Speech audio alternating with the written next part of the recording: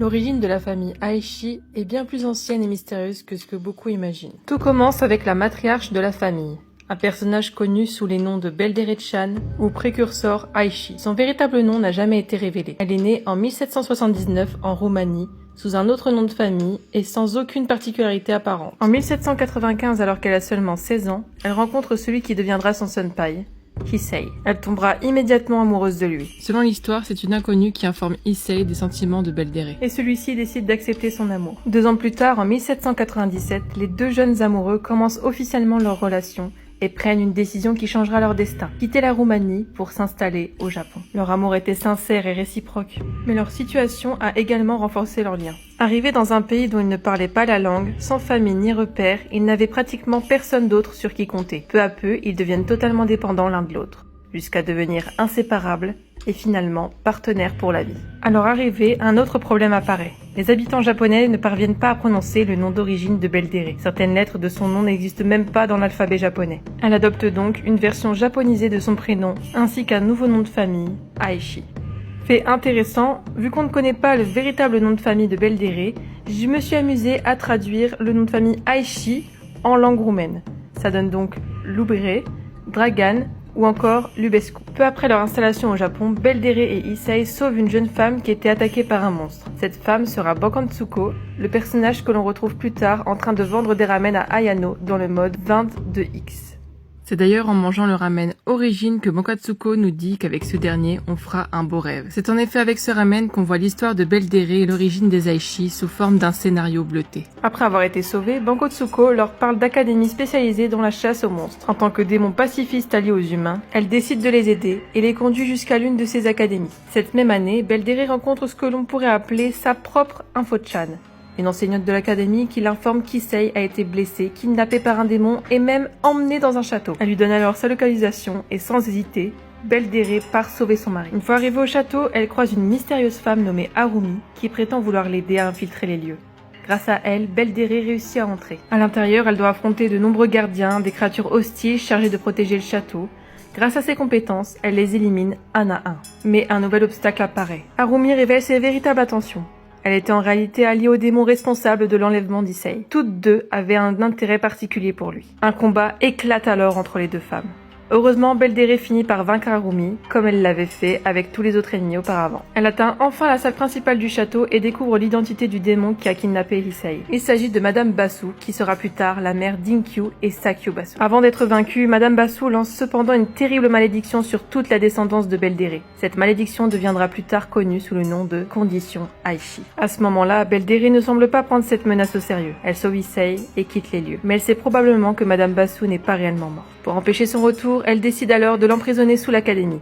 Elle l'enferme sous le célèbre cerisier en fleurs et dissimule soigneusement l'entrée afin que personne ne puisse jamais la retrouver. 3 ans plus tard, en 1800, Beldere donne naissance à une fille. Cet enfant devient la première véritable Aishi née au Japon sous ce nom de famille, mais surtout la première à être touchée par la condition Aishi. Et selon les informations disponibles, elle en souffrait de manière bien plus sévère que toutes les autres membres de la famille. Elle était presque totalement dépourvue d'émotions, proche de l'apathie complète. C'est également à partir de cette période que l'histoire devient floue. Les archives indiquent que cette première Aishi aurait été abandonnée dans la forêt lorsqu'elle était encore bébé, avant d'être adoptée par un couple qui passait au même endroit où l'enfant a été déposé. Cela expliquerait pourquoi il est pratiquement impossible de retracer l'histoire de la famille Aishi avant l'année 1800. Mais une question demeure. Pourquoi Beldere aurait-elle abandonné sa propre fille? Certaines théories suggèrent qu'elle aurait découvert que l'enfant était maudite et qu'elle aurait préféré s'en séparer plutôt que de l'élever. La famille adoptive aurait tout de même découvert son nom grâce à un objet que portait le bébé, sur lequel était inscrit Aishi. Et c'est ainsi que commence l'histoire de la lignée Aishi. Lorsqu'on analyse l'histoire de la famille Aishi, une question revient constamment. Comment une famille entière a-t-elle pu hériter d'une condition aussi étrange, qui les prive presque totalement d'émotion, tout en les poussant vers une obsession maladive lorsqu'elles tombent amoureuses? Pour comprendre cette condition, il faut remonter à l'origine même de la lignée Aishi et l'affrontement entre la matriarche de la famille Aishi, nommée Beldere, et Madame Basu. On sait que la précurseur Aishi, Beldere, arrive au Japon avec Issei en 1797. Peu de temps après, Issei disparaît et une mystérieuse femme, qui joue un rôle similaire à celle d'Info-chan, informe Beldere qu'il a été kidnappé par un démon avant de lui révéler l'emplacement du château où il serait retenu prisonnier. À première vue, tout laisse penser qu'il s'agit simplement d'une mission de sauvetage. Pourtant, plusieurs détails permettent d'imaginer un scénario bien plus complexe. Le démon responsable de cet enlèvement est Madame Basu, celle qui deviendra plus tard la mère de Sakyu et Inkyu Basu. Mais une question demeure. Pourquoi avoir kidnappé Issei? Le jeu ne donne jamais de véritable explication.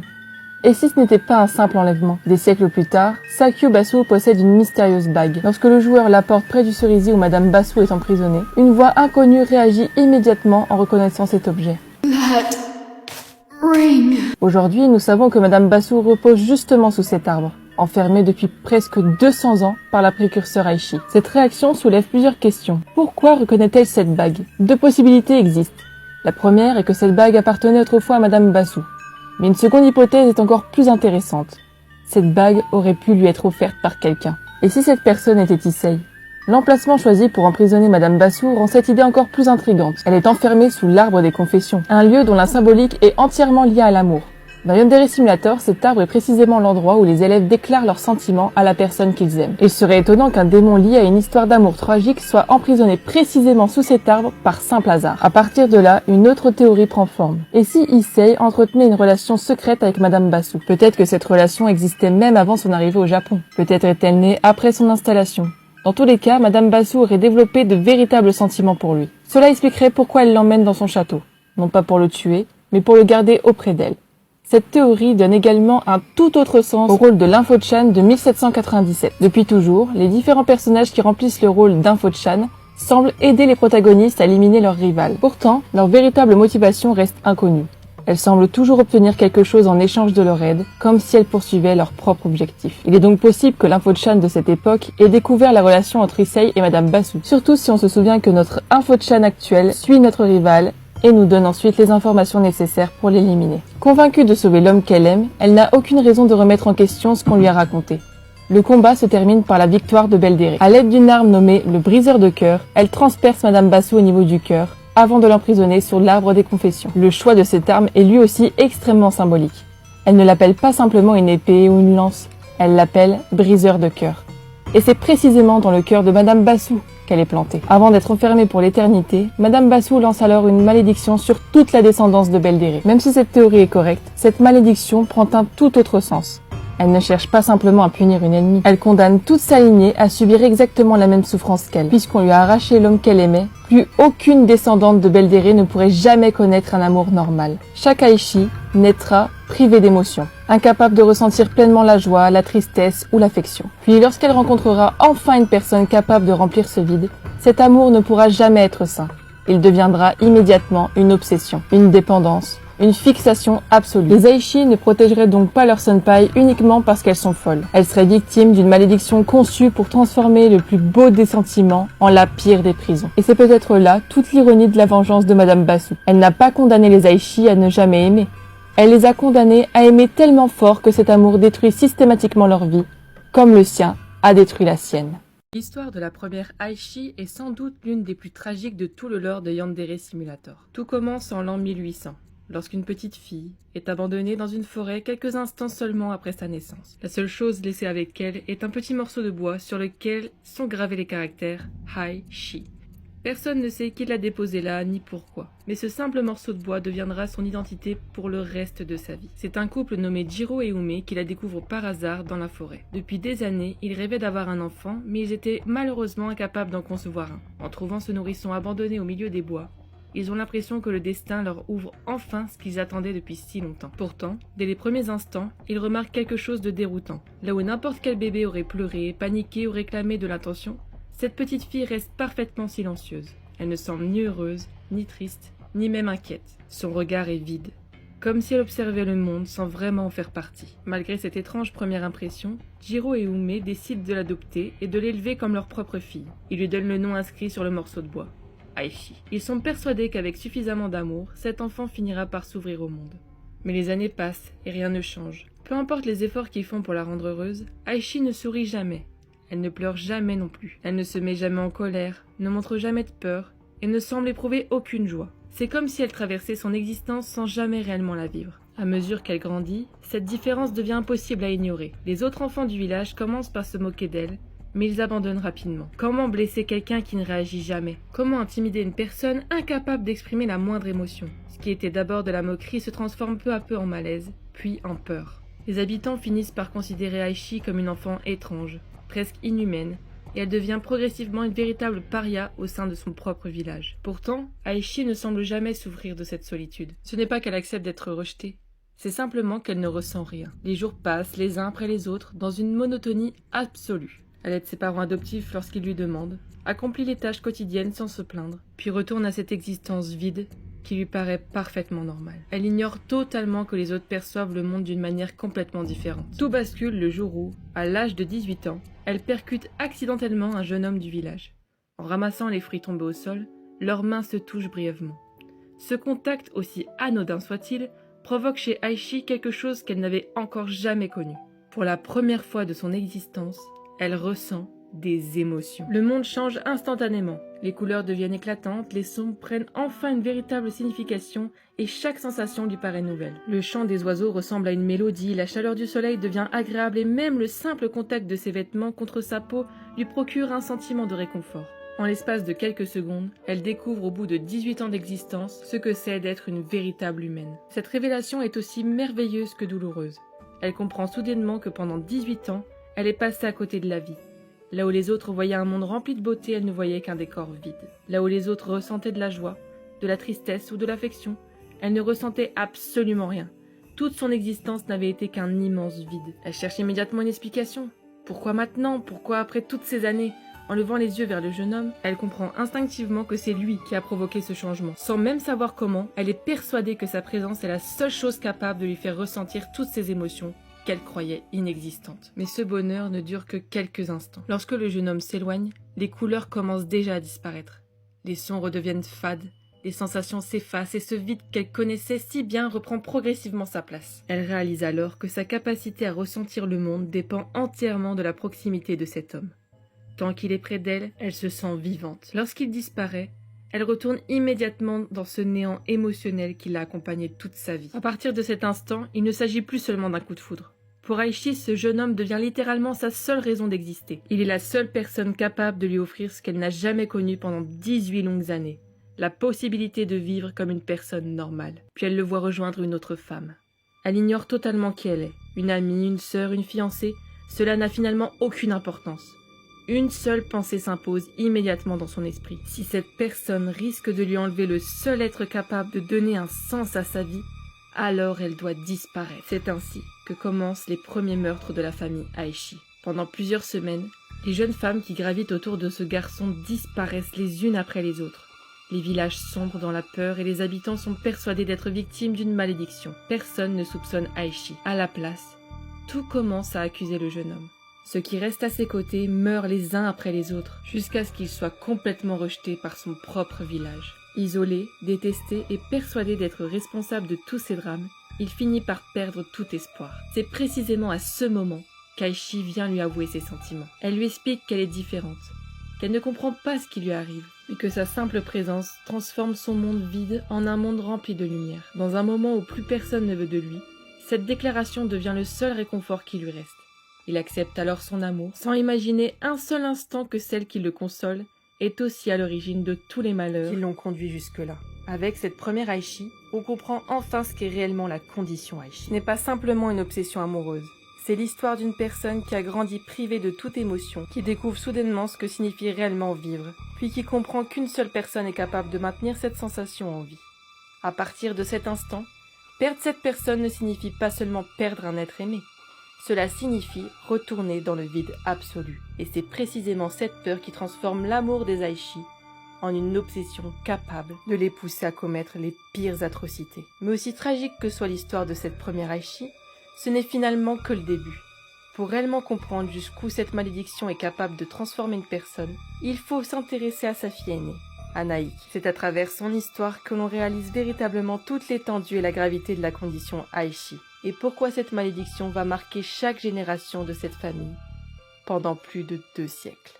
Anaïki Aichi naît en 1818. Première fille de la première Aichi, dès sa naissance, sa mère lui donne un prénom très particulier. Contrairement aux autres familles qui choisissent des prénoms pour leur signification ou leur sonorité, la première Aichi décide de nommer chacune de ses filles d'après une lame. Anaïki porte ainsi le nom d'une grande scie utilisée pour travailler les poutres de bois. Un choix si étrange que pendant toute son enfance, elle ne cesse de demander à sa mère pourquoi elle lui a donné un tel nom. À chaque fois, elle obtient exactement la même réponse. Tu comprendras quand tu seras plus grande. En grandissant, Anaiki présente les mêmes symptômes que sa mère. Elle souffre elle aussi de cette étrange condition qui touche la famille Aichi. Pourtant, quelque chose a changé. Là où sa mère était presque totalement incapable de ressentir la moindre émotion, Anaiki, elle, est déjà capable d'éprouver certaines émotions.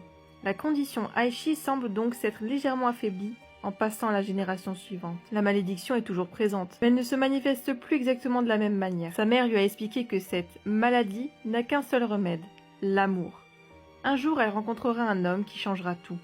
Elle ne pourra ni le chercher ni provoquer cette rencontre. Cela arrivera sans prévenir et lorsqu'elle le vivra, elle comprendra immédiatement que c'est lui. Naiki grandit donc avec cette idée en tête. En attendant ce fameux jour, elle cherche simplement une manière d'occuper sa vie. Convaincue que son prénom représente son destin, elle décide de se consacrer au travail du bois. Pendant que les autres enfants jouent avec leurs jouets, elle préfère apprendre à les fabriquer elle-même. Les années passent et elle devient une artisane extrêmement talentueuse. Elle sculpte des meubles, des ustensiles, des poupées, des statues bouddhistes et toutes sortes d'objets en bois avec une précision remarquable. Elle excelle particulièrement dans les petits travaux minutieux où chaque détail compte. Pourtant, malgré son talent, une question continue de la fasciner.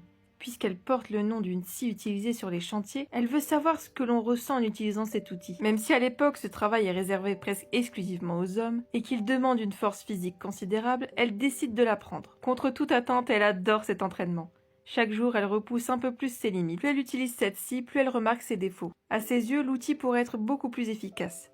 Elle dessine alors le modèle d'une nouvelle scie qu'elle baptise Kijiose et décide d'apporter ses plans à un forgeron pour qu'il la fabrique. C'est à ce moment précis que son destin bascule. Au moment où elle tend son dessin, leurs doigts se frôlent. En une fraction de seconde, tout ce que sa mère lui racontait depuis son enfance devient réalité. En effet, Anaiki, elle, était au courant de la condition Aichi et de ses conséquences. Ce n'était pas le cas de sa mère, qui elle était dans le flou pendant plusieurs années.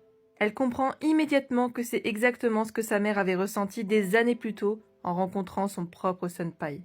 Et surtout, elle comprend que cet homme est celui qu'elle devra aimer toute sa vie, et surtout que lui devra aimer aussi.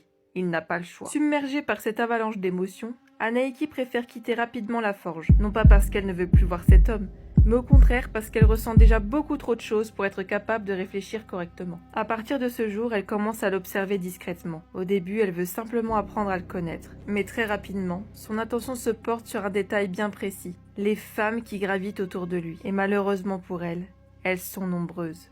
Anaiki les considère immédiatement comme des menaces. Comme sa mère avant elle, elle en arrive à la même conclusion. Si quelqu'un risque de lui enlever la seule personne capable de donner un sens à son existence, cette personne doit disparaître. Contrairement à sa mère, Anaiki possède cependant une particularité. Toute sa vie, elle a travaillé le bois. Elle connaît parfaitement les outils, les lames et la manière dont elle coupe la matière. Lorsqu'elle commence à assassiner les femmes qu'elle considère comme ses rivales, elle utilise naturellement sa propre création, le Kijiose. Au fil de ses crimes, un détail la marque profondément. Après avoir passé toute sa vie à découper du bois, elle découvre désormais la différence entre couper du bois et couper de l'os humain. À chaque fois qu'elle démonte un corps pour le faire disparaître, elle observe le sang qui recouvre la lame de sa scie et repense aux paroles de sa mère. Je suppose que maman avait raison après tout. Une scie peut réellement avoir une grande valeur personnelle.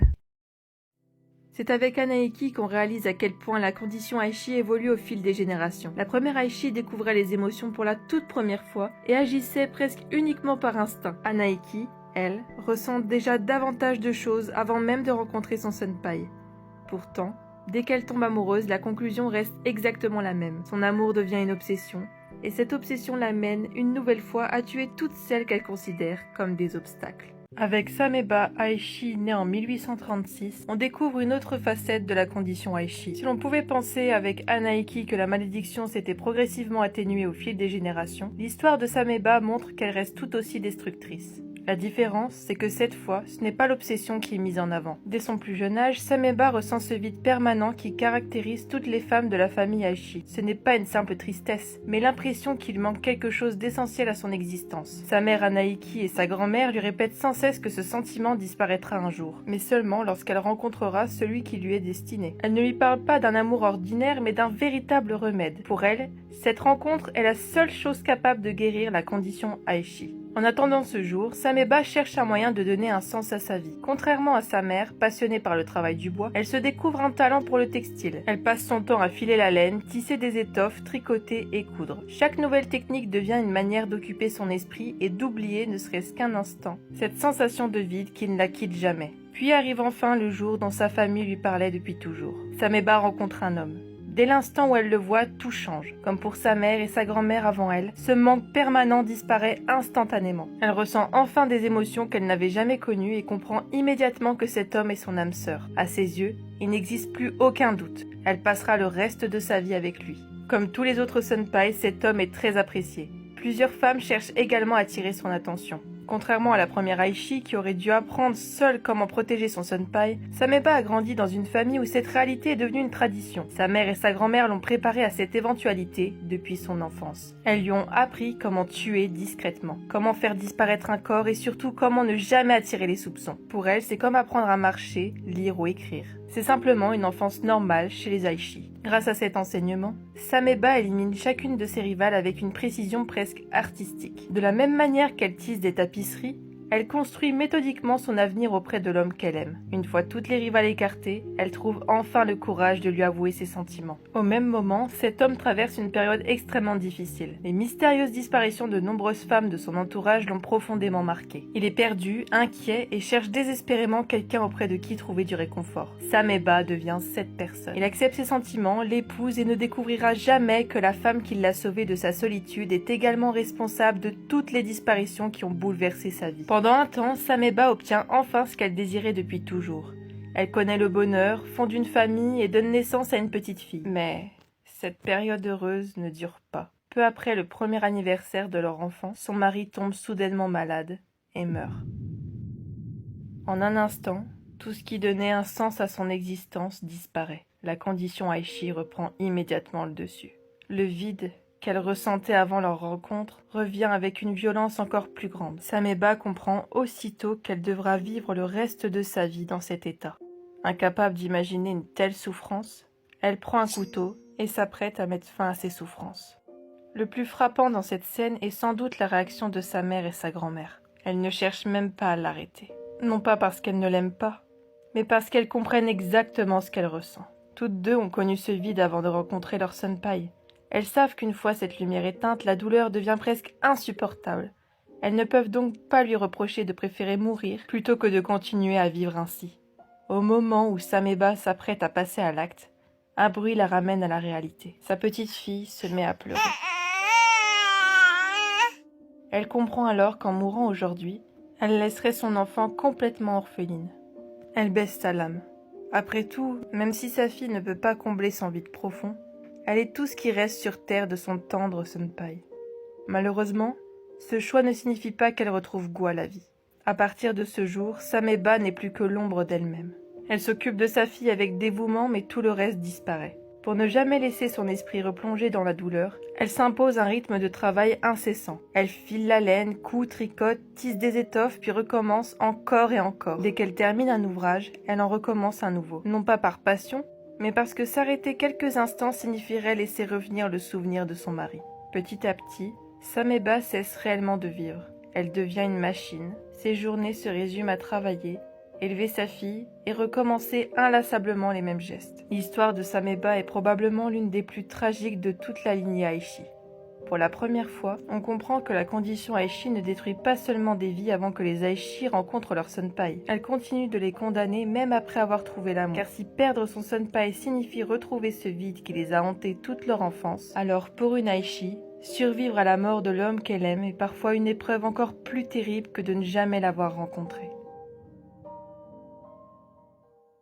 L'histoire d'Oga Aishi est très différente de celle des Aishi qui l'ont précédée. Avec elle, on découvre que la condition Aishi ne pousse pas uniquement les membres de cette famille à vivre pour leur futur senpai. Avant même de rencontrer son âme sœur, Oga trouve un autre objectif capable de donner sens à sa vie. Sa mère possède un talent exceptionnel pour le tissage. Les étoffes qu'elle fabrique sont d'une qualité incomparable. Mais ce don reste malheureusement inconnu du reste du Japon. La famille vit dans un petit village isolé et, en dehors de quelques voisins, personne n'a l'occasion d'admirer son travail. En voyant cela, Oga ressent une profonde injustice. À ses yeux, sa mère mérite d'être reconnue dans tout le pays. Elle refuse que son talent disparaisse dans l'anonymat et décide très jeune de changer son destin. Son idée est aussi simple qu'ingénieuse. Plutôt que de vendre uniquement les tissus fabriqués par sa mère, elle commence à confectionner des vêtements qu'elle offre aux voyageurs de passage. Chaque personne qui quitte le village emporte avec elle un morceau du travail de sa mère, faisant découvrir son talent dans d'autres régions du Japon. Et cette stratégie fonctionne. Peu à peu, la réputation de cette mystérieuse tisseuse se répand. Des marchands, des nobles et même de simples voyageurs commencent à affluer jusqu'au village pour acheter ces étoffes devenues célèbres. Ce qui n'était au départ qu'un petit atelier familial se transforme progressivement en une véritable entreprise. Très vite, Oga comprend que le talent de sa mère peut offrir bien plus que de la reconnaissance. Il peut assurer un avenir à toute leur famille. Elle prend alors en main le développement de l'entreprise. Pendant que sa mère continue de créer les tissus, Oga apprend tout ce qui touche au commerce. Elle négocie avec les marchands, organise les routes commerciales, fixe les prix et développe la réputation de la famille Aichi à travers le Japon. Les années passent et son travail porte ses fruits. Le nom Aichi devient synonyme de luxe, d'élégance et de qualité. Posséder un tissu fabriqué par cette famille devient un véritable symbole de prestige. Leur réputation devient même si importante qu'un phénomène inhabituel apparaît. Les hommes qui épousent une femme Aichi abandonnent volontairement leur propre nom de famille pour prendre celui des Aichi, tant ce nom inspire le respect. Mais malgré tout cela, Oga continue de ressentir ce vide qui accompagne chaque membre de sa lignée, de plus que sa mère dans un deuil constant n'a pas aidé à oublier cette sensation. Depuis toujours, elle a l'impression qu'une partie d'elle est absente. Elle espère secrètement que son travail finira par combler ce manque. Elle se plonge corps et âme dans le développement de son entreprise, persuadée que faire connaître le talent de sa mère suffira à lui donner une raison de vivre. Puis un jour, alors qu'elle présente simplement un morceau de tissu à un client, leurs doigts se touchent. Pour la première fois de sa vie, elle se sent enfin complète. Elle ne connaît pas le nom de cet homme, mais cela n'a aucune importance. Elle comprend immédiatement qu'il est celui que sa famille lui décrit depuis son enfance, son âme sœur. Fidèle à son caractère, Oga ne perd pas de temps. Comme elle l'avait fait pour bâtir son entreprise, elle poursuit désormais cet homme avec la même détermination. Habituée à convaincre, négocier et obtenir ce qu'elle souhaite, elle développe très rapidement une relation avec lui. L'homme est d'abord surpris par l'intérêt que lui porte une femme aussi célèbre et respectée, mais il réalise rapidement qu'il a devant lui l'une des femmes les plus influentes de la région. Il ne voit donc aucune raison de refuser cette relation. Leur histoire évolue à une vitesse incroyable. Ils passent d'inconnus à amoureux, puis à mari et femme en très peu de temps. En 1872, Oga donne naissance à une petite fille qu'elle nomme Kijiyose. Pour elle, cet enfant représente bien plus que la naissance d'une nouvelle génération. C'est la preuve de l'amour qu'elle partage avec son âme sœur. Pourtant, une inquiétude ne la quitte jamais. Sa fille n'échappera pas à la condition Aichi. Elle sait qu'un jour, Kijiyose ressentira elle aussi ce vide inexplicable qui hante toutes les femmes de leur famille. Et lorsqu'arrivera ce moment, Oga est déterminée à faire tout ce qui est en son pouvoir pour aider sa fille à trouver, elle aussi, la seule personne capable de remplir son monde de couleurs. Kijiyose Aichi naquit au sein de la famille Aichi en 1872. La famille Aichi était une famille prospère dont la fortune reposait sur le commerce du textile. Sa mère, Oga, était une marchande renommée, célèbre pour la qualité exceptionnelle de ses étoffes et son talent de négociatrice. En grandissant au milieu des soies et des tissus précieux, Kijiyose apprit très tôt les ficelles du commerce et développa une grande discipline. Mais malgré cette vie confortable, elle souffrait d'une étrange malédiction transmise depuis des générations dans sa famille. Un profond sentiment de vide qu'aucune richesse ni aucun bonheur ne pouvait combler. Selon la tradition des Aichi, ce vide disparaissait uniquement lorsqu'ils rencontraient physiquement leur âme sœur. Tous les membres de sa famille avaient vécu cette expérience, et Kijiyose grandit avec la certitude qu'elle devrait elle aussi retrouver cette personne. Déterminée à la trouver, elle transforma cette quête en véritable mission. Dans la boutique familiale, elle trouvait toujours un prétexte pour effleurer la main de chaque client, espérant qu'un simple contact ferait disparaître ce vide. Mais après avoir rencontré tous les habitants de sa ville, elle dut se rendre à l'évidence. Son âme sœur ne s'y trouvait pas. C'est alors qu'elle prit une décision audacieuse. Devenir marchande ambulante lui permettrait de voyager à travers le Japon tout en faisant connaître les tissus de sa mère. Son panier d'osier rempli d'étoffes sur le dos, elle parcourut ville et village, rencontrant des centaines de personnes dans l'espoir de trouver celle qui lui était destinée. Voyager seule n'était cependant pas sans danger. Les bandits voyaient souvent en elle une cible facile. Pourtant, Kijiyose était loin d'être sans défense.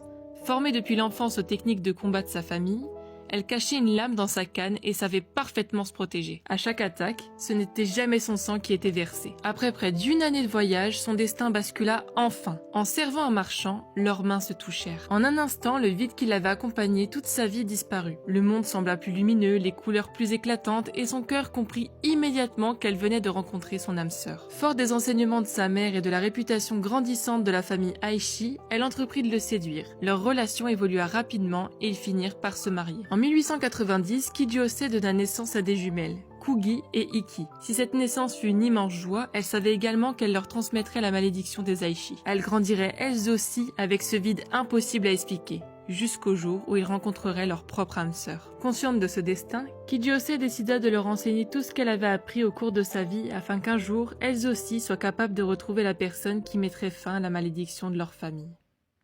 En 1888, dans un petit village rural où les saisons rythmaient la vie des habitants, naquit un garçon nommé Kaneira. Dès son plus jeune âge, il se distinguait par une qualité rare, un calme presque irréel. Là où d'autres cédaient à la colère, à la peur ou au désespoir, lui demeurait posé, attentif et bienveillant. Sa simple présence semblait apaiser les conflits et redonner du courage à ceux qui perdaient espoir. Un jour, une vieille femme du village lui adressa un compliment qu'il n'oubliera jamais. « Tu es comme une lanterne dans l'obscurité. » Ces quelques mots marquèrent profondément Kaneira. Pour lui, il devint bien plus qu'un simple compliment. Ils devinrent une façon de vivre. À partir de ce jour, il se promit d'être cette lumière pour les autres, d'apporter chaleur, réconfort et espoir à chaque personne qui croiserait sa route, même lorsque lui-même souffrirait en silence. Les années passèrent, jusqu'au jour où le destin plaça sur son chemin une jeune femme dont il tomba immédiatement sous le charme, avant de découvrir qu'il ne s'agissait pas d'une seule personne, mais de deux. Les sœurs jumelles Kugi Aishi et Iki Aishi, presque impossibles à distinguer physiquement. Pourtant, leur personnalité était aussi différente que le jour et la nuit. Kugi affichait un tempérament plus froid, plus distant et difficile à comprendre. Iki, au contraire, possédait une douceur naturelle, un sourire sincère et une bonté qui semblait illuminer tout ce qui l'entourait. Kaneira tomba amoureux de Iki. À ses yeux, elle représentait tout ce qu'il avait toujours espéré chez une femme. Chaque instant passé avec elle semblait confirmer qu'il avait enfin rencontré la personne avec qui il souhaitait construire son avenir. Mais ce bonheur fut brutalement arraché. Du jour au lendemain, Iki disparut. Aucun adieu, aucun témoin, aucun corps, simplement plus aucune trace d'elle. Les recherches ne donnèrent rien. Les semaines devinrent des mois, puis les mois des années. Pourtant, Kaneira refusa d'abandonner totalement l'espoir. Même lorsqu'il comprit qu'elle ne reviendrait probablement jamais, son esprit resta prisonnier d'innombrables questions. Était-elle encore en vie? Avait-elle souffert? Aurait-il pu empêcher sa disparition? Et surtout, quelle aurait été leur vie s'ils avaient eu davantage de temps? Bien qu'il ne l'ait connu que durant une courte période, ce vide ne le quittera jamais. Étrangement, ce fut Kugi qui l'empêcha de sombrer. Kaneira pensait pourtant que c'était elle qui aurait eu besoin de soutien. Après tout, elle venait de perdre sa propre sœur. Pourtant, malgré sa douleur, Kugi resta près de lui. Elle trouva les mots qu'il était incapable de prononcer lui-même et lui offrit une présence constante lorsque le monde semblait s'effondrer autour de lui. Au fil du temps, Kaneira développa des sentiments pour elle. Mais ces sentiments étaient mêlés d'une culpabilité qu'il considérait comme impardonnable. Parce que chaque fois qu'il regardait Kugi, il revoyait Iki. Leur ressemblance était si parfaite que, dans les instants où son chagrin devenait insupportable, son esprit jouait avec la réalité. Il lui arrivait d'imaginer, l'espace d'un instant, que Iki était revenu. Il savait que cette pensée était injuste. Il savait que Kugi était une personne différente. Et pourtant, ce mensonge silencieux devenait parfois la seule chose qui lui permettait de continuer à vivre. Jamais il n'aurait osé lui révéler ce secret. En 1909, Kaneira épousa Kugi. Il était convaincu que malgré les blessures du passé, ils pourraient construire un avenir heureux ensemble. Un an plus tard naquit leur première fille, Azebiki. Pour Kaneira, cet enfant représentait un nouveau départ.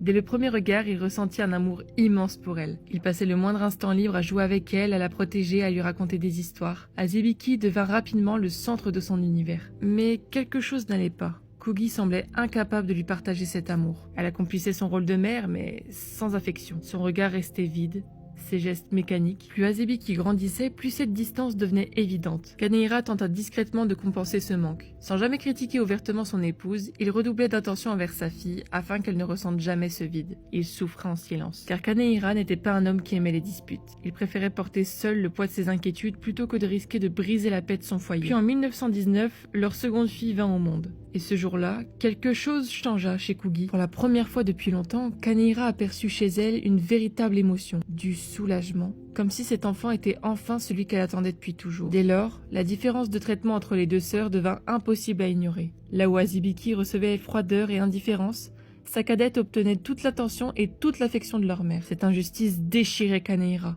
Mais fidèle à lui-même, il choisit encore une fois le silence. Malgré tout ce qu'il observait, malgré toutes les blessures qui s'accumulaient, il continua d'aimer Kugi. Au fond de lui, il refusait de croire qu'elle puisse être une mauvaise personne. Il se persuadait qu'elle était simplement une femme brisée par des souffrances qu'il ne comprenait pas, que sa froideur n'était qu'une armure destinée à cacher des blessures invisibles. Jamais il n'imaginait que cette obscurité venait d'un endroit bien plus profond. Jamais il ne découvrit la véritable nature de celle qu'il appelait son épouse. Et jamais il n'apprit que, derrière ce visage impassible, se cachait une femme dont les mains étaient déjà tachées de sang. Odaka naquit en 1910 dans une famille extrêmement riche. Pourtant, contrairement aux attentes de ses proches, il ne rêvait pas d'hériter de l'entreprise familiale. Ce qu'il voulait, lui, c'était devenir érudit. Depuis l'enfance, Odaka préférait les livres aux jeux. Il passait ses journées à lire, à apprendre, à étudier. Mais cette vie solitaire fit de lui un garçon fragile, maladroit et très timide. À la fin du lycée, plusieurs filles commencèrent soudainement à s'intéresser à lui. Odaka, naïf et peu sûr de lui, crut sincèrement qu'elle l'appréciait pour ce qu'il était. Il ne comprenait pas qu'en réalité, beaucoup étaient attirés par la fortune de sa famille. Mais une chose étrange se produisit. Toutes les filles qui tentèrent de se rapprocher de lui furent frappées par le malheur. L'une fut arrêtée pour un crime, une autre fut renvoyée. Une troisième quitta l'école après la diffusion de rumeurs humiliantes. Odaka finit par croire qu'il était maudit. Alors, lorsqu'une camarade studieuse nommée Azebiki Aishi commença à s'intéresser à lui, il la supplia de rester loin de lui. Il lui expliqua que toutes les filles qui l'approchaient finissaient par souffrir. Mais Azebiki refusa de l'écouter. Elle lui dit qu'elle était prête à rester à ses côtés même s'il était réellement maudit. Ces mots bouleversèrent Odaka. Pour la première fois, quelqu'un ne fuyait pas sa malédiction. Au contraire, cette personne l'acceptait pleinement. Peu après, Odaka et Azebiki commencèrent une relation. Odaka découvrit alors qu'Azebiki lui ressemblait beaucoup. Elle venait elle aussi d'une famille aisée, mais ne voulait pas suivre l'héritage familial. Ses ancêtres étaient connus pour produire des textiles et des vêtements de grande qualité. Mais Azebiki, elle, était fascinée par la génétique. Odaka tomba profondément amoureux d'elle. Il jura de passer sa vie à ses côtés et de l'aider dans ses recherches. Mais ce qu'il ignorait, c'est qu'Azebiki n'était pas une simple jeune fille brillante. Elle était une Aishi. Née en 1910, Azebiki souffrait de la condition Aishi, une étrange condition qui provoquait chez elle un vide intérieur permanent. Sa mère lui avait expliqué qu'un jour, elle rencontrerait une personne spéciale capable de faire disparaître ce vide. Son senpai, Odaka. Contrairement aux autres Aishi, Azebiki ne se contenta pas d'attendre.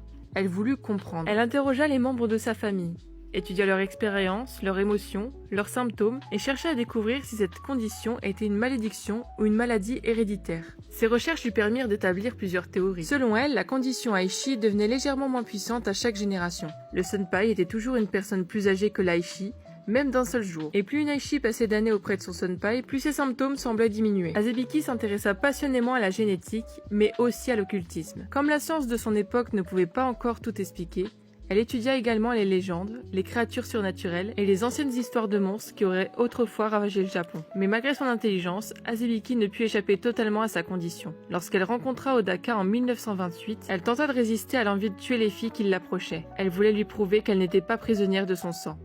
Mais elle échoua. Une à une, les prétendantes d'Odaka furent éliminées, ruinées ou poussées hors de son chemin. Grâce à son intelligence exceptionnelle, Azebiki devint l'une des Aishi les plus rusées de sa lignée. Odaka, lui, ne comprit jamais la vérité.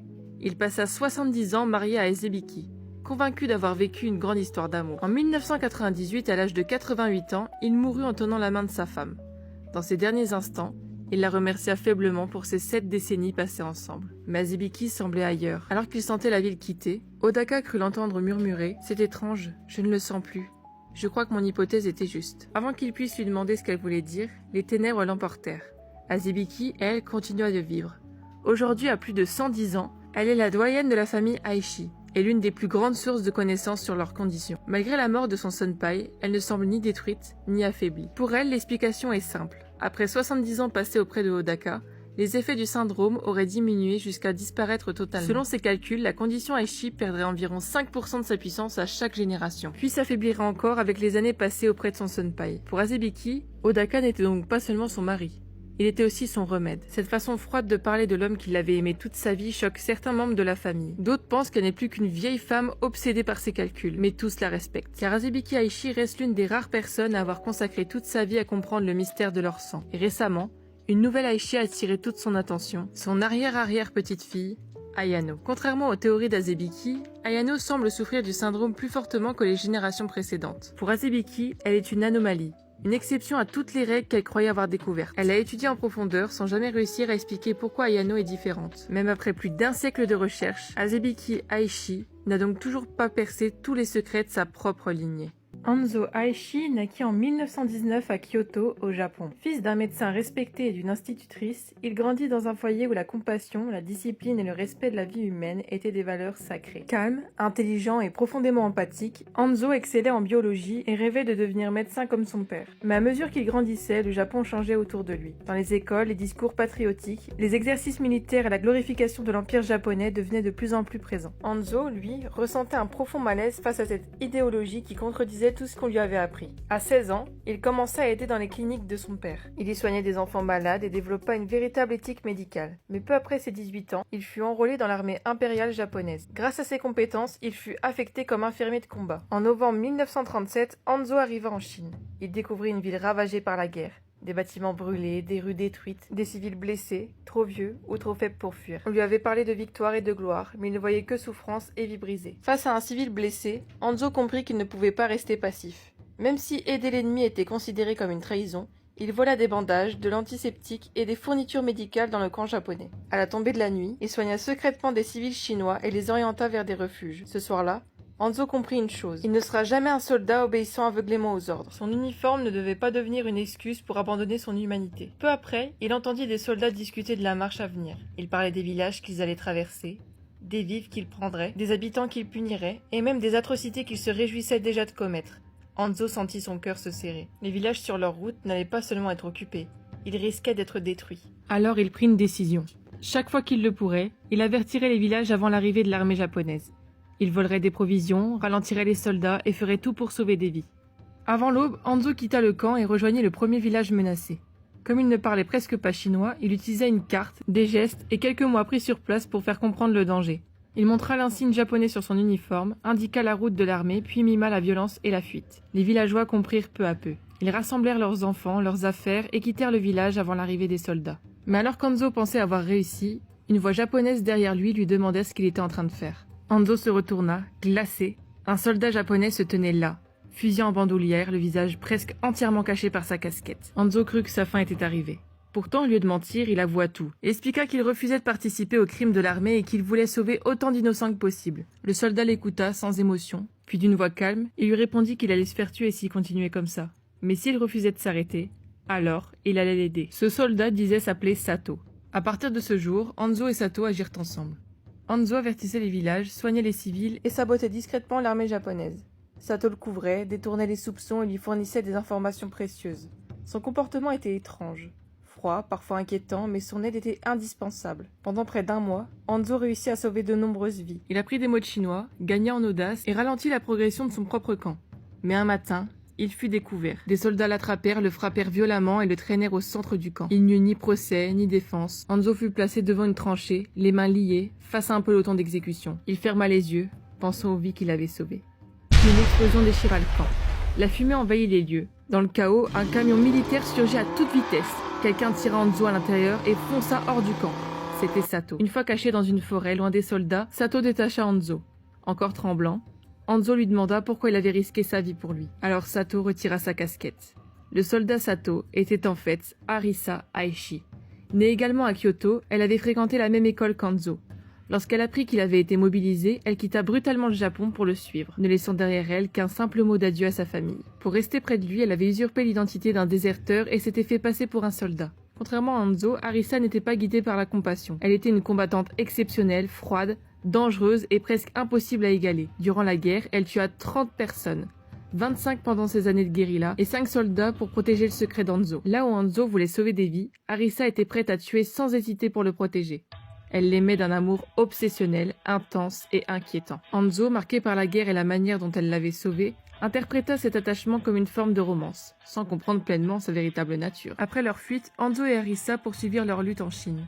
Hanzo soignait, avertissait et protégeait les civils, Arisa combattait dans l'ombre, éliminait les menaces et défendait Hanzo à tout prix. Avec le temps, elle devint parfaitement bilingue en chinois. Après la fin de la guerre en 1945, Hanzo et Arisa retournèrent au Japon. Ils témoignèrent sur ce qu'ils avaient vu et vécu, mais retardèrent leur mariage par prudence, craignant que le gouvernement japonais ne découvre leur activité illégale en Chine. Une fois le danger écarté, ils se marièrent officiellement en 1946. Arisa reprit ensuite une vie civile. Elle travaillait comme infirmière dans l'hôpital d'Anzo, principalement pour rester près de lui. Lorsque le couple avait besoin d'argent, ils utilisaient leur maîtrise du chinois pour travailler comme traducteurs. En 1950, Arisa donna naissance à une fille. Physiquement, Arisa ressemblait beaucoup à sa mère, Kugi Aishi. Comme elle possédait une part sombre et meurtrière. Mais contrairement à Anzo qui cherchait toujours à préserver la vie, Arisa n'éprouvait aucun remords à tuer lorsqu'elle jugeait cela nécessaire. Elle respectait son père Kanehira et fut profondément attristée par sa mort. Elle respectait aussi sa sœur aînée, Azebiki, avec qui elle entretenait une relation proche d'élève et mentor. Arisa Aishi demeure une figure dangereuse, brillante et mystérieuse. Une femme capable d'aimer avec une intensité absolue, mais aussi de tuer sans la moindre hésitation. Et selon les informations officielles disponibles, son histoire n'est pas encore entièrement révélée. Selon le site officiel, de nouveaux détails sur Arisa Aishi devraient arriver ultérieurement. Cependant, une chose intéressante et officielle est écrite. L'une de ses descendantes serait la Aishi américaine. En 1908, Kugi Aishi assassina de sang-froid sa sœur jumelle Iki après avoir découvert qu'elle aimait le même homme qu'elle. Toutes deux étaient nées en 1890 et portaient la même malédiction familiale, la condition Aishi. Depuis leur naissance, un vide permanent les consumait.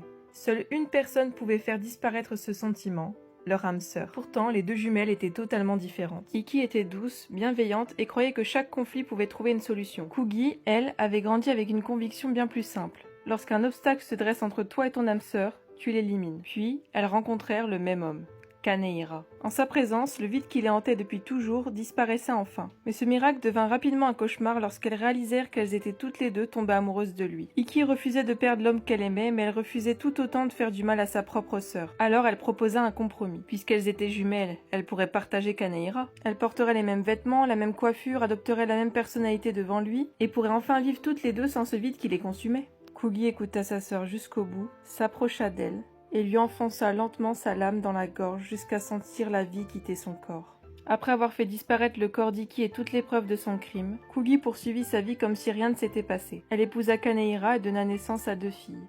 Son aînée, Azebiki, ressemblait énormément à Iki. Plus elle grandissait, plus Kugi retrouvait dans son visage celui de sa sœur disparue. Incapable de supporter ce souvenir, elle devint froide et distante avec elle, allant jusqu'à presque la renier. Sa seconde fille, Arisa, lui ressemblait bien davantage. Kugi fit alors d'elle sa priorité. En 1950, 42 ans s'étaient écoulés depuis la disparition d'Iki. Le monde avait changé, la guerre était terminée et Arisa venait enfin de rentrer auprès des siens. Pour célébrer son retour de la guerre, la famille Aishi organisa une grande réunion. Mais cette fois, Kugi s'y rendit seul. Quelques mois plus tôt, Kanehira était décédé. L'homme qui avait fait disparaître le vide qui l'avait consumé toute sa vie n'était plus. Pour la première fois depuis des décennies, cette sensation insupportable revenait lentement la ronger. Autour d'elle, les générations d'Aishi riaient, échangeaient leurs histoires et discutaient des méthodes les plus efficaces pour éliminer leurs rivales sans laisser de traces. Autrefois, Kugi aurait simplement quitté la pièce. Mais cette fois, elle resta. Son regard se posa sur Azebiki. Sa fille avait grandi, ses expressions du visage, chacun de ses gestes et sa douce personnalité ne lui faisaient penser qu'à une seule personne. Iki. Pour la première fois depuis ce jour de 1908, elle ne voyait plus sa sœur comme un obstacle. Elle revit leurs jeux d'enfance, les nuits où elle parlait jusqu'à s'endormir, le sourire sincère d'Iki lorsqu'elle croyait avoir trouvé une solution qui leur permettait d'être heureuses toutes les deux, puis un dernier souvenir s'imposa à elle. Iki, allongée sur le sol, inanimée. À cet instant, Kugi comprit enfin ce qu'elle avait réellement perdu. Kanehira lui avait offert des décennies de bonheur, mais ce bonheur avait eu un prix. Le prix de sa propre sœur. Plus tard dans la soirée, l'une des plus jeunes Aishi lui demanda quel était le secret pour vivre aussi longtemps sans jamais être arrêtée. Kugi resta silencieuse. Après un long moment, elle répondit d'une voix inhabituellement faible, en expliquant avoir l'impression que n'importe quel prix est justifié, mais... Sa voix se brisa, et elle ne termina jamais sa phrase. Pour la première fois depuis 42 ans, Kugi Aishi ressentit un sentiment qu'elle croyait impossible. Du regret. Elle comprit qu'il était bien trop tard pour demander pardon à la seule personne qui aurait mérité de l'entendre. Pendant les 62 années qui suivirent, elle ne parla presque plus jamais de sa sœur. Puis en 2012, Kugi Aishi s'éteignit à l'âge de 122 ans. Jusqu'à son dernier souffle, elle emporta avec elle un regret qu'aucun meurtre, aucun mensonge et aucun siècle ne purent jamais effacer. Avec Kataba Aishi, la famille entre dans une toute nouvelle époque. Née en 1930, elle grandit dans un Japon marqué par le militarisme et les horreurs de la Seconde Guerre mondiale. Son enfance est rythmée par les bombardements, la peur et les privations. Lorsque la guerre prend fin, le pays est en ruine. Et les années qui suivent sont marquées par la pauvreté, la famine et une profonde désillusion. Comme toutes les femmes de la famille Aishi, Kataba grandit avec ce vide permanent dans son cœur. Heureusement, sa famille connaît désormais parfaitement la condition Aishi et lui explique qu'un jour, lorsqu'elle rencontrera son âme sœur, ce vide disparaîtra. Et ce jour arrive en 1948. À 18 ans, elle tombe immédiatement amoureuse d'un garçon de son lycée. Malheureusement, 10 autres jeunes filles éprouvent elles aussi des sentiments pour lui. Depuis plusieurs générations, les Aichi transmettent non seulement l'histoire de leurs conditions, mais aussi les méthodes permettant de protéger leur senpai à tout prix. Kataba suit donc les enseignements de sa famille et élimine progressivement toutes ses rivales avant de déclarer ses sentiments au jeune homme qui les accepte. Pour la première fois de sa vie, le vide qui l'habitait disparaît, mais son bonheur est de courte durée. Nous sommes désormais en pleine guerre froide. En collaborant avec la police japonaise, les services de renseignement américains remontent jusqu'à Kataba et découvrent qu'elle est responsable des mystérieuses disparitions de plusieurs lycéennes. Alors qu'elle pense être condamnée, la CIA lui fait une proposition totalement inattendue. Impressionnée par sa capacité à tuer sans laisser de traces, l'agence voit en elle l'agente parfaite pour mener des opérations clandestines. En échange d'une grâce totale pour ses crimes, Kataba devra désormais travailler pour eux. Elle accepte à une seule condition, pouvoir continuer à vivre auprès de l'homme qu'elle aime et lui assurer une vie confortable. Pendant plusieurs années, elle reçoit une formation intensive auprès des services de renseignement japonais et de la CIA. Combat, infiltration, sabotage, espionnage ou assassinat ciblé, les talents qui faisaient autrefois d'elle une tueuse en série sont perfectionnés jusqu'à faire d'elle une véritable agente secrète. Envoyée dans plusieurs régions stratégiques, Kataba participe à de nombreuses opérations destinées à empêcher de nouveaux conflits. Être une femme devient même un avantage. Elle infiltre des milieux inaccessibles aux autres agents et utilise parfois son charme lorsque les missions l'exigent, tout en restant fidèle à son mari qui l'attend au Japon. Même si elle déteste certaines missions, elle continue à servir. Après avoir grandi au milieu des horreurs de la guerre, elle est prête à tout pour éviter qu'un nouveau conflit mondial n'éclate. En 1950, elle donne naissance à une petite fille. Mais son métier l'oblige à quitter régulièrement le Japon pendant plusieurs semaines, parfois plusieurs mois. Terrifiée à l'idée que sa fille finisse par la détester, elle tente de compenser chacune de ses absences en la couvrant d'affection et de cadeaux dès son retour. Au début des années 1960, Kataba sans que l'âge commence à la rattraper. Après avoir formé une nouvelle génération d'agents et accompli une dernière mission en 1964, elle est autorisée à prendre sa retraite. En récompense de ses années de service, elle obtient une grâce définitive pour les crimes commis dans sa jeunesse, ainsi qu'une somme suffisante pour vivre confortablement jusqu'à la fin de sa vie. Elle ne parlera jamais de cette ultime mission. La seule chose qu'elle accepte parfois de dire en plaisantant, c'est qu'elle aurait sauvé le monde d'une guerre nucléaire. Elle rit toujours après cette phrase, mais il lui arrive aussi de fixer le vide avec une étrange mélancolie. Comme si cette plaisanterie cachait un souvenir bien plus lourd qu'elle ne voudra jamais raconter. Même après sa retraite, la CIA continue pourtant de la considérer comme un danger potentiel. Un tireur d'élite est envoyé pour l'éliminer. Alors qu'il s'apprête à tirer, quelqu'un lui tape doucement sur l'épaule. En se retournant, il découvre Kataba, juste derrière lui. Elle lui adresse simplement quelques mots. « Dites à vos supérieurs qu'ils n'ont plus rien à craindre de moi. » Après cet incident, plus personne ne tentera de l'assassiner. Pour la première fois de toute son existence, Kataba peut enfin vivre une vie paisible auprès de son mari et de sa fille. Mais cette tranquillité repose sur un mensonge. Torahiko ignore que Kataba n'est pas devenue une tueuse à cause de la guerre, mais à cause de la condition Aichi. Et lorsqu'il découvrira enfin la vérité, toute sa vision de leur histoire d'amour sera bouleversée. L'histoire de Torahiko Aichi est particulièrement intéressante car c'est la première fois que l'on découvre la famille Aichi à travers les yeux d'un senpai. Torahiko naît pendant la Seconde Guerre mondiale et voit très jeune sa vie basculer. Sa maison est détruite, ses parents meurent et sa petite sœur succombe à la famine. Comme des milliers d'autres enfants japonais, il devient orphelin et est recueilli dans un refuge installé dans une ancienne école. Pendant plusieurs années, il tente simplement de survivre avant d'être réintégré dans le système scolaire grâce à un programme mis en place après la guerre. Au lycée, alors qu'il commence enfin à reconstruire sa vie, plusieurs jeunes filles disparaissent mystérieusement. Des rumeurs parlent d'un tueur en série, mais Torahiko est loin d'imaginer que tous ces crimes ont un lien avec lui. Peu après la cérémonie de remise des diplômes, une de ses camarades de classe, Kataba Aichi, lui avoue ses sentiments. Elle lui explique à quel point il compte pour elle et combien il donne enfin un sens à son existence. Après tout ce qu'il a traversé pendant la guerre, Torahiko voit dans cette déclaration une chance de retrouver le bonheur. Il accepte immédiatement ses sentiments. Mais quelques jours plus tard, il est convoqué au poste de police. Les enquêteurs lui révèlent alors une vérité inimaginable. Les disparitions de ses camarades étaient bien des meurtres et leur responsable n'est d'autre que Kataba. Toutes les victimes avaient un point commun, elles s'intéressaient à lui. Malgré cette révélation, Torahiko refuse de considérer Kataba comme un monstre. Dans son esprit, la guerre a détruit d'innombrables vies et il est persuadé que les horreurs qu'elle a vécues l'ont poussé à commettre l'irréparable. Il supplie les enquêteurs de lui laisser une seconde chance, convaincu qu'elle peut encore changer. Quelques jours plus tard, Kataba revient pourtant le voir comme si de rien n'était. Elle lui explique qu'elle a conclu un accord avec les Américains. En échange de ses compétences, elle travaillerait désormais pour les services de renseignement.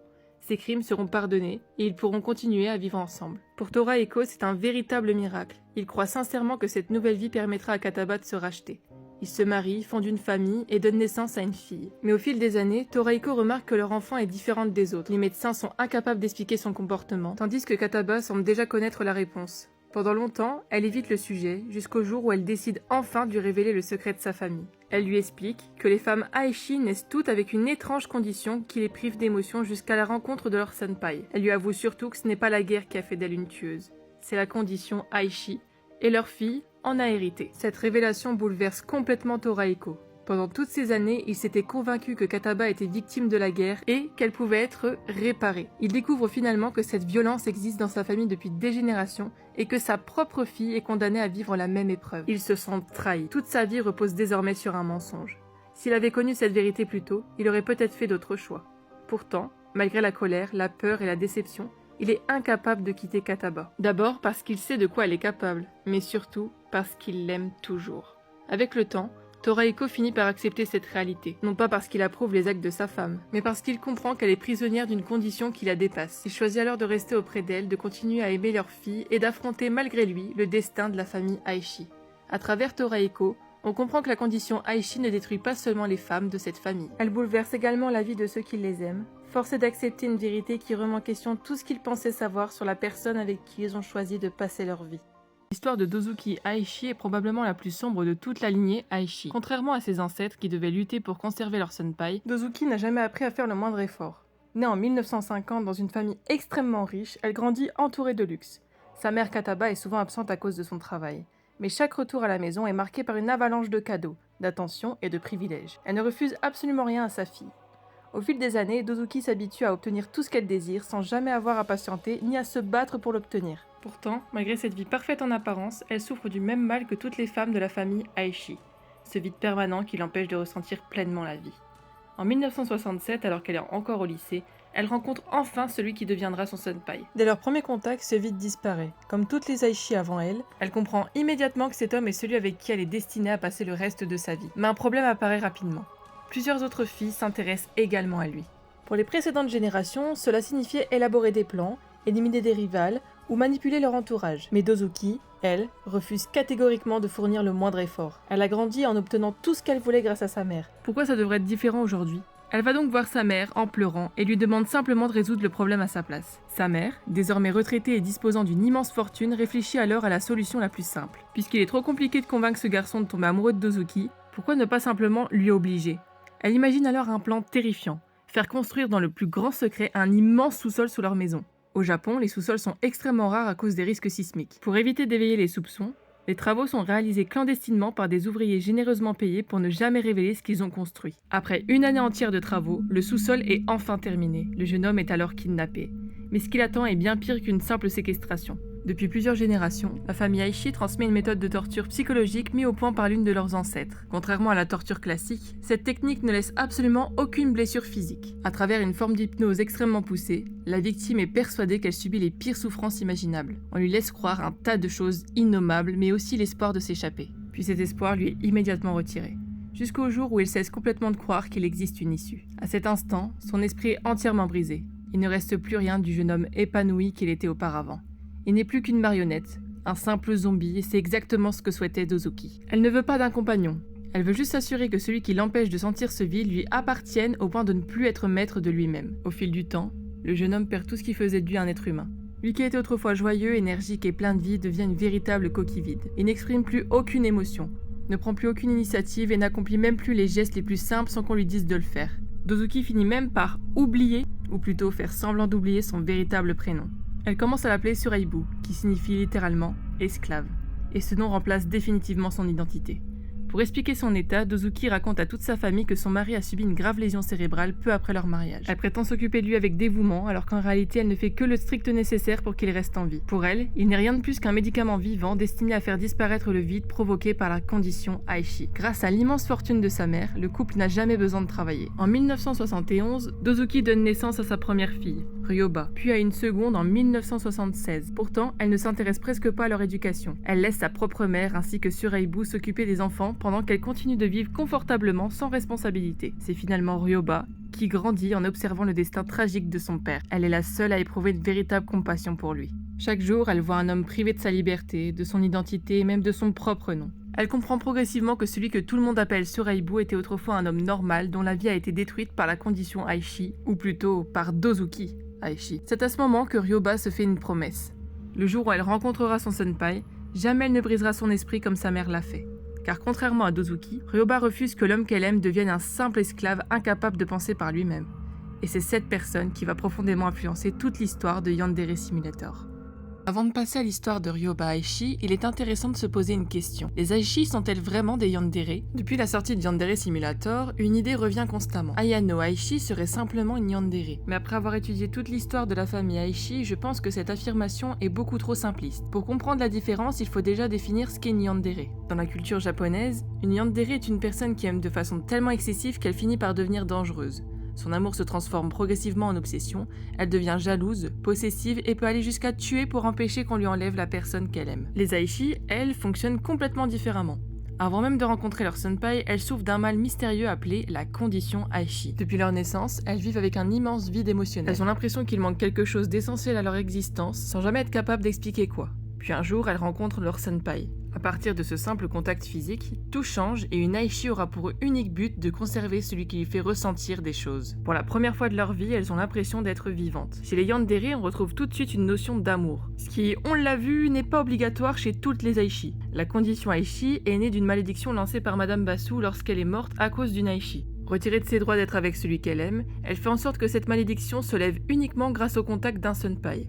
Un senpai est un homme plus âgé, gentil, populaire, qui adore aider les autres. Et c'est exactement ce qu'était Issei, le senpai de la précurseur Aishi et le crush secret de Madame Basu. De ce fait, elle fait en sorte que c'est seulement avec un senpai que la malédiction se lève pour une Aishi. Mais contrairement à ce qu'est une Yandere, la condition Aishi ne porte pas la notion d'amour obligatoirement. Prenons l'exemple de Dozuki. Cette dernière n'est pas tombée amoureuse de son senpai. Elle a juste compris que c'était lui qui était son remède et qu'elle devait à tout prix le conserver. Pour Ryoba et Ayano, le schéma est différent. En effet, le jeu Yandere Simulator commence en 1980 et on peut bien apercevoir que ces deux personnages ne sont pas simplement atteints de la condition Aishi. Elles sont également des Yandere. En plus d'avoir réglé leur malédiction au contact de leur senpai, le fait d'être une Yandere s'est rajouté. On peut voir d'ailleurs leur comportement étrange dès qu'elles s'approchent de leur senpai. Ce qui fait que Ryoba et Ayano sont les Aishi les plus atteintes, c'est qu'en plus d'avoir récupéré des émotions, certaines sont devenues excessives. Leur amour et leur jalousie. Né le 10 octobre 1971, Ryoba Aishi grandit dans une famille déjà marquée par près de 2 siècles de conditions Aishi. Contrairement à la plupart des enfants, son enfance ne ressemble en rien à une vie normale. Sa mère, Dozuki Aishi, est une femme profondément égoïste qui refuse de travailler et passe ses journées à profiter de la fortune familiale. Son père, quant à lui, n'est plus vraiment un homme. Des années auparavant, Dozuki l'a kidnappé avant de le soumettre à une méthode de torture psychologique transmise depuis plusieurs générations chez les Aishi. Son esprit a été complètement brisé jusqu'à ce qu'il devienne une coquille vide, incapable de penser ou d'agir par lui-même. Dozuki n'a jamais cherché à cacher cette vérité à sa fille. Très tôt, Ryoba comprend donc ce que sa mère a fait à son propre père. Loin de l'admirer, elle éprouve une immense compassion pour cet homme à qui on a volé son identité. Elle en veut également à sa mère pour son égoïsme et sa paresse, si bien qu'elle et sa sœur sont finalement élevées presque exclusivement par sa grand-mère, Kataba Aishi. Kataba devient rapidement le véritable modèle de Ryoba. Elle lui apprend à être autonome, à garder son sang-froid, mais aussi tout ce qu'une Aishi doit savoir: séduire, manipuler, dissimuler un crime et surtout survivre. Petit à petit, Ryoba développe une personnalité bien différente de celle de sa mère. Derrière son apparence douce et féminine se cache une jeune femme extrêmement intelligente, froide et calculatrice. Comme toutes les femmes de sa lignée, Ryoba souffre de la condition Aishi. Elle vit avec un immense vide intérieur. Rien ne lui procure de véritable bonheur, elle est incapable de ressentir les émotions comme les autres. Sa grand-mère la rassure pourtant. Un jour, elle rencontrera une personne capable de combler ce vide. Exactement comme cela est arrivé à toutes les femmes Aishi avant elle. Chaque nuit, Ryoba fait le même rêve. Elle y voit un garçon inconnu avec lequel elle tombe amoureuse, fonde une famille et mène une vie heureuse. Avec le temps, elle est persuadée que ce rêve lui montre son avenir et passe des années à attendre la rencontre avec cet homme mystérieux. En 1988, Ryoba rentre au lycée. Durant sa première année, elle aperçoit un élève nommé Jokichi Yudasei. Sans comprendre pourquoi, elle est immédiatement attirée par lui et commence à le suivre discrètement chaque jour. Elle rassemble même dans un petit sanctuaire tous les objets qu'il touche ou abandonne sans encore réaliser qu'il est le garçon de ses rêves. Ce n'est qu'en 1989 que tout bascule. Leurs mains se frôlent accidentellement. En un instant, le vide disparaît, les émotions surgissent enfin. Ryoba comprend immédiatement que Jokichi est son senpai, l'unique personne capable de lui permettre de vivre normalement.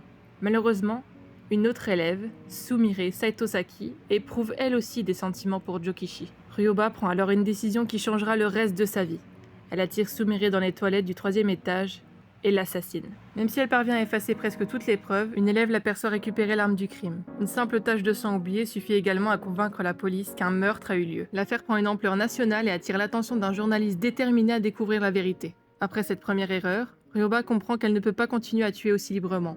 Les rivales suivantes sont donc éliminées de différentes façons. Certaines sont poussées à quitter l'école, d'autres sont expulsées, tandis que plusieurs morts sont maquillées en accident. Ryoba utilise tout ce que Kataba lui a appris et parvient à éliminer les 11 obstacles qui la séparent de Jokichi sans jamais être officiellement reconnue coupable. Au moment où elle s'apprête à déclarer son amour sous le cerisier des confessions, la police intervient. Le journaliste a réussi à convaincre les autorités de l'arrêter. Ryoba est alors accusée d'être la tueuse en série de son académie. Mais même dans cette situation, elle garde son calme. Refusant l'aide d'un avocat, elle décide d'assurer seule sa défense. Pendant le procès, elle retourne complètement l'opinion publique en manipulant les jurés et en discréditant le journaliste. Elle le présente comme un simple homme obsédé par les jeunes filles et prêt à inventer n'importe quelle histoire pour devenir célèbre. À la fin du procès, elle est déclarée innocente et même les familles des victimes commencent à douter de sa culpabilité. Pourtant, Ryoba comprend que cette affaire a profondément marqué Jokichi. Même acquittée, elle craint qu'il la rejette si elle avoue directement ses sentiments. Mais elle n'est pas comme sa mère non plus. Elle ne veut pas que son senpai soit un zombie comme son père. Elle choisit alors une autre solution. Elle kidnappe Jokichi. Pendant plusieurs semaines, elle le garde attaché dans son sous-sol. Non pas pour le torturer, mais pour attendre qu'il cesse de vouloir s'enfuir. Elle veut qu'il accepte de rester auprès d'elle de son plein gré sans lui voler sa personnalité. C'est une différence essentielle avec Dozuki. Ryoba est prête à priver Jokichi de sa liberté, mais pas de son identité. Les années passent, ils finissent par se marier et Jokichi adopte officiellement le nom de famille, Aishi. Fait étonnant, Ryoba attend l'âge de 37 ans avant d'avoir son premier enfant.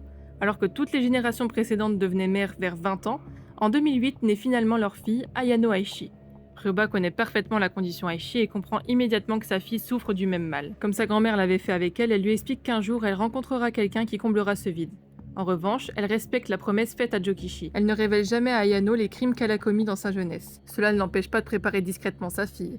Sous couvert de simples leçons de cuisine ou de ménage, elle lui apprend comment nettoyer du sang avec du peroxyde d'hydrogène afin qu'aucune trace ne puisse être révélée au luminol. Sans jamais prononcer le mot « meurtre », Ryoba transmet à Ayano tout le savoir accumulé par les Aishi depuis plus de 2 siècles. 30 ans après les événements de 1989, le journaliste reprend une dernière fois son enquête.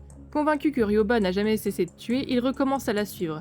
Cette fois encore, elle s'en aperçoit immédiatement et le traque à son tour jusqu'à l'aéroport où il s'enfuit vers les États-Unis. C'est cet événement qui pousse finalement Ryoba et Jokichi à quitter temporairement le Japon au début de Yandere Simulator, laissant Ayano seule face à son destin. L'histoire de Ryoba est sans doute la plus importante de toute la famille Aishi. Elle est la première dont nous connaissons presque chaque détail. La première à avoir été confrontée par la justice, et celle qui servira de modèle à Ayano.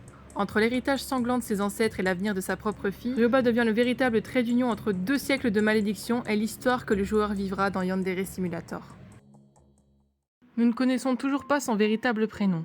Officiellement, elle est simplement désignée comme la sœur de Ryoba Aishi. Afin de lui donner une véritable identité, j'utiliserai cependant le prénom Fukiya Aishi, un nom issu du headcanon du créateur Komadori. Fukiya naît en 1976, 5 ans après Ryoba. Elle grandit dans une famille profondément dysfonctionnelle. Sa mère, Dozuki, est aussi négligente qu'égoïste et n'accorde pratiquement aucune attention à ses 2 filles.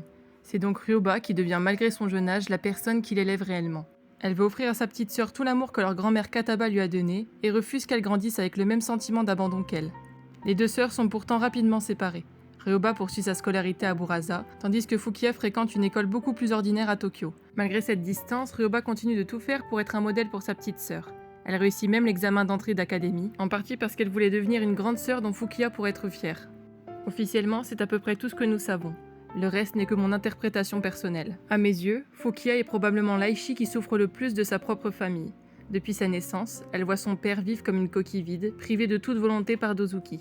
Elle entend également les conversations des autres membres de la famille qui parlent de meurtre avec un calme presque inquiétant, comme s'il s'agissait d'une simple étape normale de leur existence. Pour elle, la condition Aishi est une véritable malédiction. Plus elle grandit, plus elle développe une peur viscérale de devenir comme elle. Elle refuse d'accepter que son destin soit déjà écrit.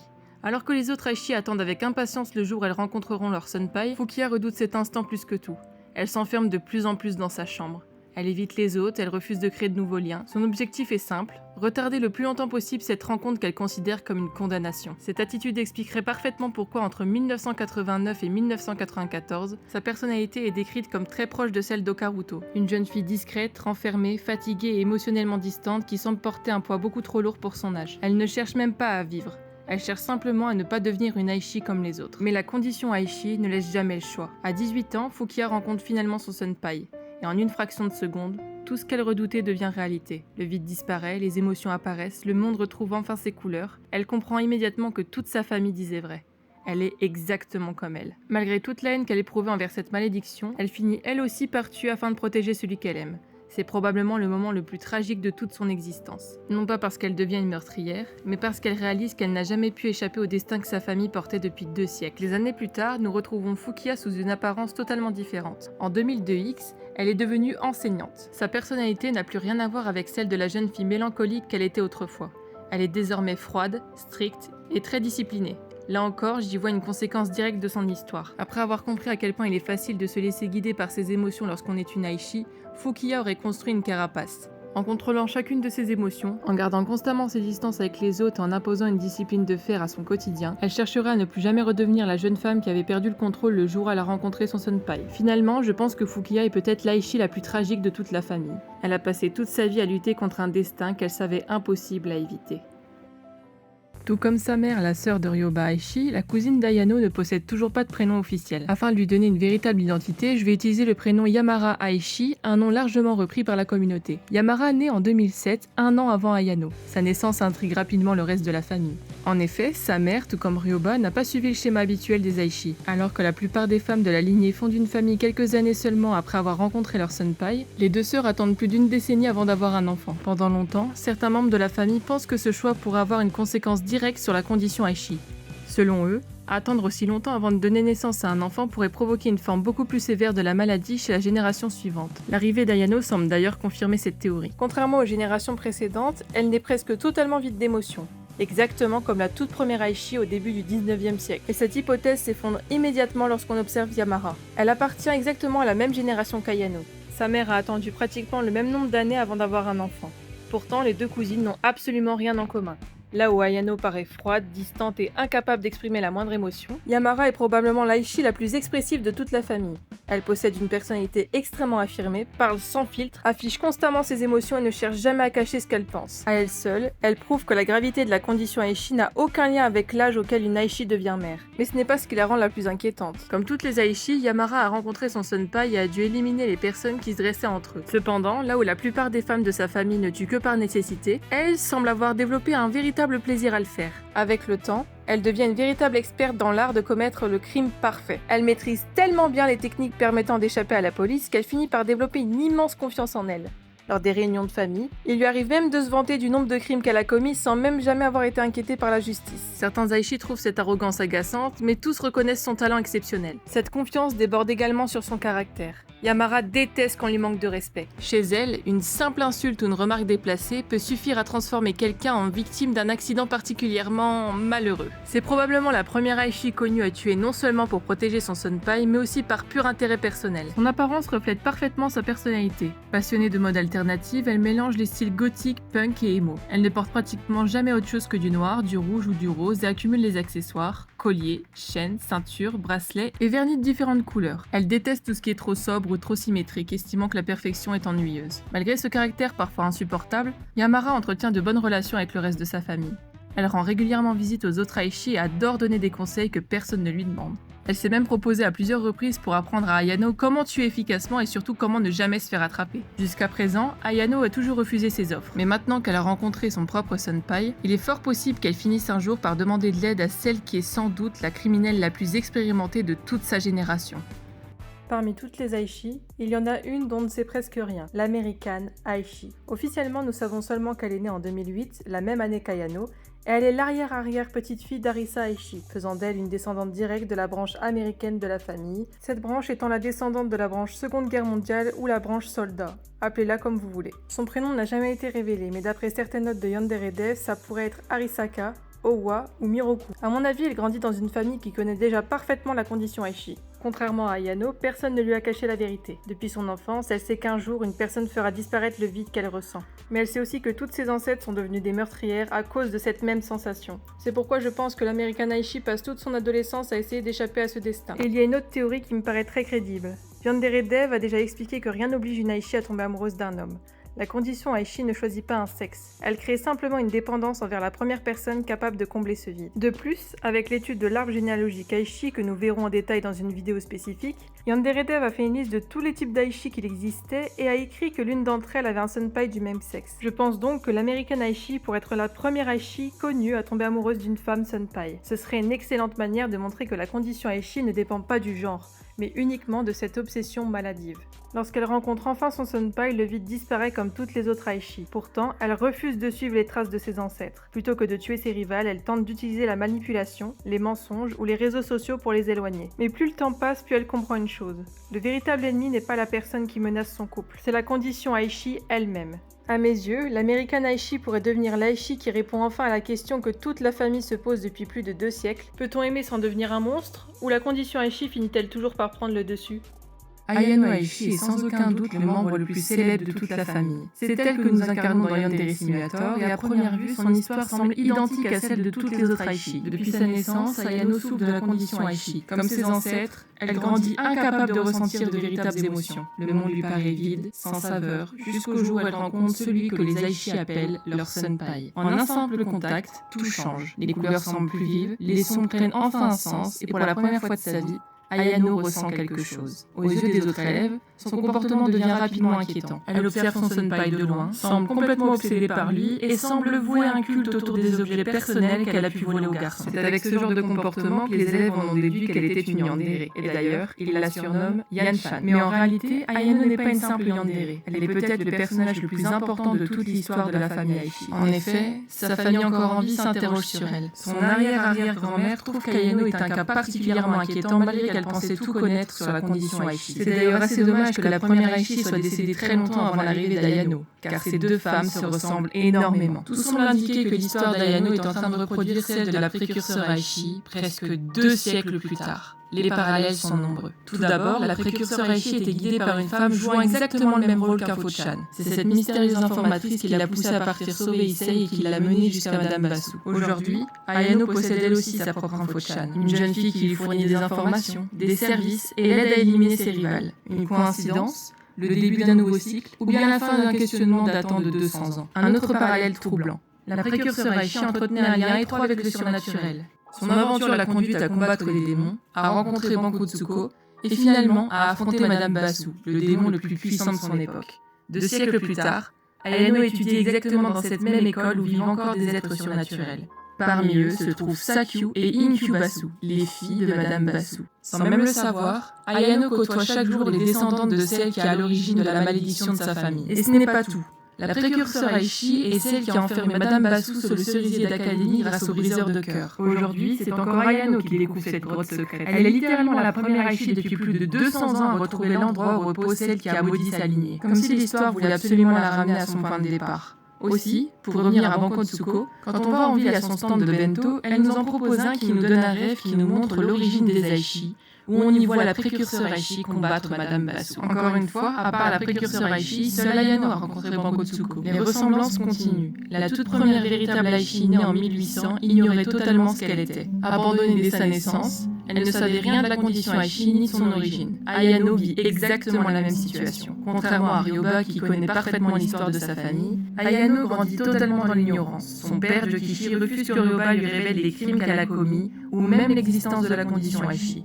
Résultat, lorsqu'elle rencontre son senpai, Ayano ne possède absolument aucun repère psychologique ou moral pour comprendre ce qui lui arrive. Elle sait juste que sa mère ressentait la même chose qu'elle étant petite. Ayano est livrée à elle-même, comme la première Aishi. Il existe aussi un autre parallèle souvent oublié. La première Aishi ignorait tous les événements qui avaient précédé sa propre histoire. Ayano, elle, ignore totalement que sa mère est une meurtrière. Pourtant, elle est constamment accompagnée par Sumire Saitosaki, le fantôme de la toute première victime de Ryoba. Et c'est probablement là qu'intervient un personnage encore sous-estimé. Okaruto. Oka est fascinée par le paranormal.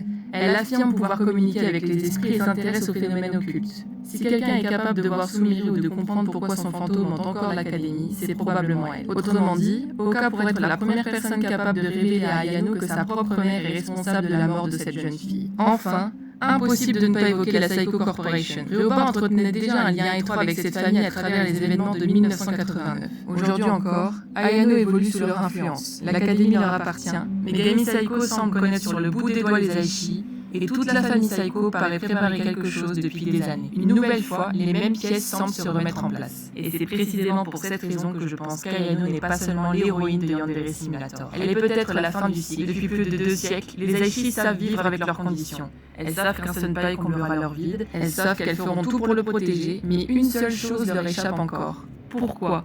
Pourquoi cette malédiction existe-t-elle? Pourquoi touche-t-elle uniquement leur famille? Pour rappel, la première Aishi atteinte de la condition ne sait rien de son origine et de la malédiction qu'a lancée Madame Basu sur sa mère. Depuis 200 ans, la famille est au final dans le flou concernant l'origine de ce qu'ils sont. Aujourd'hui, Ayano est la seule Aishi à réunir toutes les pièces du puzzle. Elle possède une info de Shan comme son ancêtre, elle fréquente les filles de Madame Basu, elle découvre le tombeau de Madame Basu et l'arme avec laquelle elle a été tuée, elle est accompagnée par le fantôme de la victime de Ryoba, elle évolue au cœur des secrets de la famille Saiko, et si ma théorie est correcte, alors Yandere Simulator n'est pas simplement l'histoire d'une lycéenne prête à tuer pour son senpai. C'est l'histoire de la première Aishi qui pourrait enfin découvrir l'origine de sa famille, et peut-être mettre un terme à une malédiction vieille de plus. Maintenant que nous avons parcouru en détail les Aishi dont nous connaissons l'histoire ou nous possédons un minimum d'informations, il est temps de s'intéresser à l'ensemble de l'arbre généalogique des Aishi, ainsi qu'aux nombreux membres dont on ne sait presque rien. La précurseur Aishi.